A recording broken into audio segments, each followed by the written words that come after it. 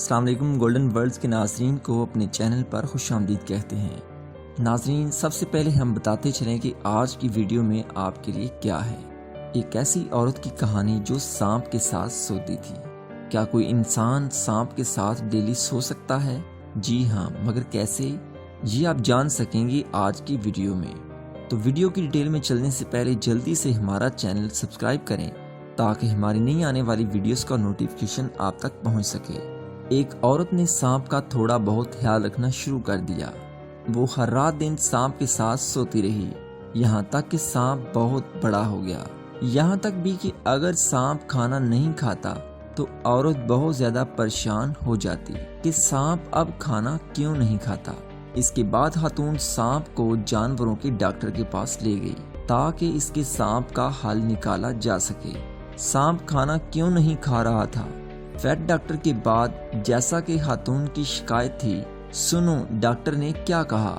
عورت، کیا تم سانپ کے ساتھ سوتی ہو؟ عورت نے کہا ہاں، بہت خوشی کے ساتھ۔ عورت اب انتظار کر رہی تھی کہ ڈاکٹر اسے جواب دے گا کہ سانپ کیوں نہیں کھا رہی۔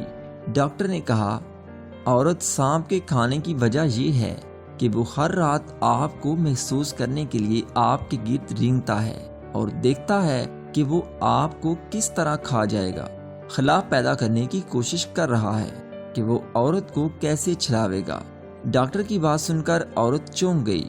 زندگی میں اس کا مطلب یہ نہیں ہے کہ لوگ آپ کے ساتھ کھیلیں، اس کا مطلب ہے کہ وہ آپ سے محبت کرتے ہیں۔ زندگی میں اس کا مطلب یہ بھی نہیں ہے کہ لوگ آپ کے ساتھ ہنسیں۔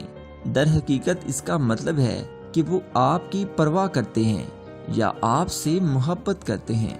زندگی میں اس کا مطلب یہ نہیں ہے کہ لوگ آپ کے ساتھ کھاتے ہیں یا آپ کے آس پاس رہتے ہیں، اس کا مطلب ہے کہ وہ آپ کے ساتھ اچھا ہے۔